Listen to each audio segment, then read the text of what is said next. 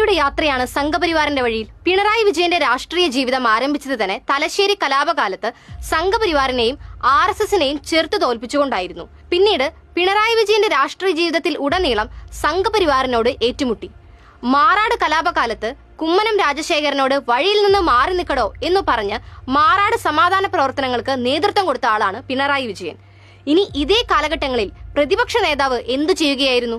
1996 പറവൂരിൽ മത്സരിച്ചു തോറ്റു. 2001 ജയിക്കാൻ വേണ്ടി RSSനെ പോയി കാണുന്നു. RSSന്റെ സഹായം തേടുന്നു. RSSന്റെ സഹായത്താൽ ജയിക്കുന്നു. പിന്നീട് എല്ലാ തവണയും RSS കൃത്യമായി സതീശനെ സഹായിച്ചുകൊണ്ടേയിരിക്കുന്നു. RSSന്റെ പരിപാടികളിൽ കൃത്യമായി പങ്കെടുക്കുന്നു. RSSനോട് അങ്ങോട്ട് വിളിച്ചു ചോദിക്കുന്നു എന്തെങ്കിലും പരിപാടി ഉണ്ടോ എന്ന്. എന്നിട്ട് പങ്കെടുക്കുന്നു.